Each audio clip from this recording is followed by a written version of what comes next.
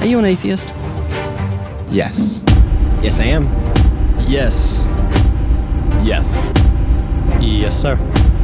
Are you an atheist? I am. Welcome back to Philosophy Breakdown. Today we explore the thought-provoking ideas of Theodorus the atheist, the philosopher who dared to say there are no gods. His bold arguments for individual freedom and happiness invite us to rethink our own perspectives. Let's delve into his life and philosophy to better understand the controversial assertions that he left behind. Imagine being born in a city that's a hotbed of radical thinking, in an era when everything you know about the world is being turned upside down. Welcome to the life of Theodorus, born in Cyrene, a pulsating center of intellectual freedom. This was a city where debates on ethics and existence weren't just pastimes, they were the stuff of life and death. And let's not forget the times. This is the Hellenistic era, my friends. Think Game of Thrones with philosophers instead of knights. Kingdoms were falling, gods were being questioned, and here comes Theodorus, stepping into this whirlpool of change with the audacity to challenge the very existence of gods. It's like tossing a lit match into a room full of fireworks. Trust me, the guy had guts and he was a product of his thrilling, tumultuous times. Let's get into the heart of the matter. The core philosophical concepts that made Theodorus the atheist a figure of both fascination and controversy. This is where his skepticism truly comes alive. Picture yourself in ancient Greece, surrounded by devout worshippers of the gods. And then there's Theodorus, preaching the provocative idea that there are no gods. None that humans should be concerned with, at least. His arguments were grounded in the idea that individual freedom and happiness were the ultimate goals, pushing back against the accepted norms of morality tied to divine authority. But Theodorus didn't just stop at debunking gods. He took skepticism to another level by questioning the very foundations of society. For him, laws were artificial constructs that often hindered human well-being rather than aiding it. Imagine the audacity it took to voice such ideas in a world deeply intertwined with divinity and law. He also argued that good and bad were human constructs and that the only real good was individual pleasure, a perspective that foreshadows later hedonistic philosophies. And then there's his idea of self-sufficiency. Theodorus saw dependency as a form of enslavement. Whether you were bound to gods, social norms, or other people, you were not truly free. His radical approach was about breaking those chains and reclaiming one's own life, a sentiment that resonates even today. While his philosophy is often viewed as an early form of atheism, it's much more than that. It's a call for intellectual and personal liberation, challenging us to confront our deeply held beliefs and societal constructs. When we understand Theodorus, we're not just studying an ancient thinker, we're grappling with issues that remain surprisingly relevant. The ideas of Theodorus the atheist not only captivated the minds of those who yearned for intellectual freedom, but also incited harsh criticisms from traditionalists and religious authorities. Theodorus was a radical thinker in a world that wasn't ready for his assertions. The controversy he faced wasn't merely academic. It was a matter of societal values, ethics, and belief systems coming into collision. His atheistic stance and his deconstruction of conventional morality sparked debates that outlasted his own lifetime. Was he a beacon of intellectual liberty, illuminating the darkness of ignorance, or a corrosive force, eroding the ethical foundations society stood upon? As we look back through the annals of philosophical thought, we see a divergent set of responses to Theodorus's works.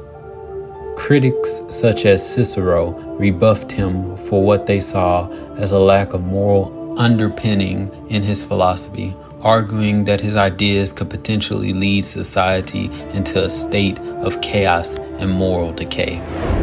Even among later skeptics and atheists, Theodorus' methods and conclusions have been a subject of debate. Some regard his work as a precursor to later materialist and naturalist thought, arguing that his brave forays into taboo subjects laid the groundwork for later thinkers who dared to challenge religious dogma.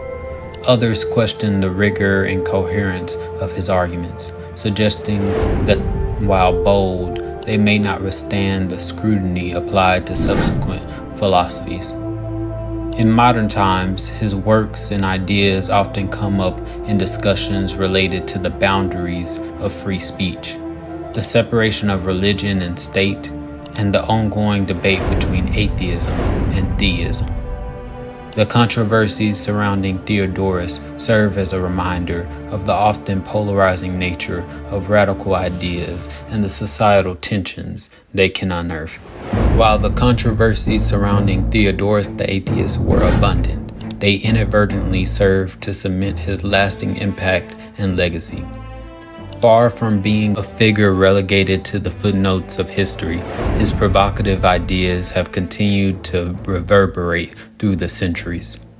The debates he ignited can be seen as the genesis of numerous philosophical discussions on ethics, morality, and the role of religion that emerged later. The tendrils of Theodorus' influence extend into modern thought, often cited in arguments advocating for the separation of church and state, as well as in debates on atheism and freedom of thought. Philosophers such as Friedrich Nietzsche and Jean-Paul Sartre can be seen as intellectual descendants, taking cues from Theodorus' radical individualism and defiance of traditional morality. His ideas have also found their way into literature and the arts, inspiring characters who embody his iconoclastic principles. In the realm of academia, courses on skepticism and atheism often include his works, or at least references to them, as seminal contributions to the field. And it's not just within the ivory towers. Online forums, social media, and modern-day skeptics groups continue to discuss and dissect his teachings, proof that the ripples of his influence haven't yet subsided. The legacy of Theodorus is not merely a chapter in the history of philosophy, but a living dialogue, one that continues to challenge and provoke, incite and inspire. He remains a symbol of the bold pursuit of intellectual freedom, reminding us of the stakes involved when daring to question societal norms and beliefs.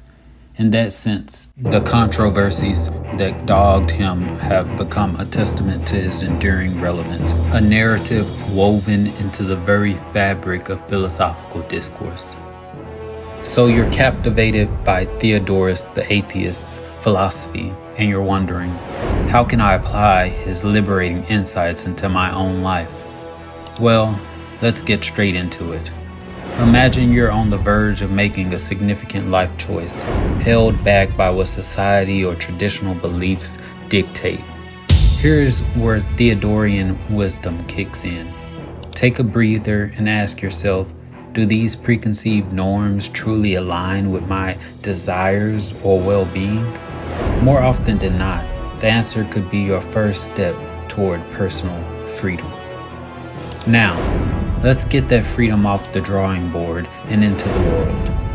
Have you ever wanted to learn a new skill, like cooking an exotic dish or expressing yourself through painting? Stop holding back and get your hands dirty. This is your personal sandbox. Play in it as you see fit. It's not just a way to kill time, it's an act of personal sovereignty, a declaration of you. Freedom isn't just about doing what you want, it's also about intellectual autonomy. Consider the bombardment of information we face every day. Don't just consume, interrogate. Use Theodorian skepticism to dissect the motives behind what you're reading or watching. Are you being informed or manipulated? This analytical approach sharpens your mind and hones your intellectual independence. And if you find this rigorous mental activity tiring, Theodorus offers a respite: mindfulness. Picture yourself taking a few moments to engage in deep breathing, or maybe a quick session of meditation. Consider this your mental pit stop, a moment of stillness to recharge your mental batteries, entirely in line with Theodorian ideas of individual well-being. So there you have it, your blueprint for an audaciously authentic life, Theodorian style. You're not just revisiting the dusty annals of philosophy, you're living it. By integrating these steps into your everyday life, you might just become a contemporary iteration of Theodorus the atheist, someone who inspires the next wave of people eager to live freely and thoughtfully. Are you ready to make philosophy more than just a subject, but a way of life? Now, you might be wondering, how does Theodorian philosophy connect with the principles of nocturnity? It's an interesting question that warrants exploration. At first glance, Theodorus's audacious proclamations may seem worlds apart from nocturnity's focus on navigating life's darkest phases. However, there's a unique resonance between the two that's too compelling to ignore. Consider the cornerstone of nocturnity, the acknowledgement of darkness. When you find yourself in life's labyrinth of solitude or despair, Theodorian philosophy doesn't offer an escape, but rather an empowered way of navigating the maze. It encourages you to question the very framework that casts these experiences as negative, inviting you to redefine your relationship with them. Could your so-called dark periods be moments of profound introspection and growth? Theodorus nudges you to explore this possibility, harmonizing perfectly with nocturnity's core principle of recognizing life's darker phases as valuable learning experiences. Another essential component of nocturnity is universal learning, drawing wisdom from all corners of human thought. In this respect, Theodorian skepticism is a useful tool. It promotes intellectual openness and challenges you to critically engage with a variety of philosophies and religions, encouraging a more holistic understanding of the world. So when you're walking the nocturnity path, a Theodorian lens can help enrich your journey. And then there's self-illumination, the ultimate aim of nocturnity. Theodorus would give you a knowing nod here, for he too was an advocate of inner freedom and self-empowerment. His philosophy urges you to reject societal norms that don't serve your well-being, advocating for a life directed by your inner light. No external gods or rigid doctrines, just you, your wisdom, and your inherent right to happiness.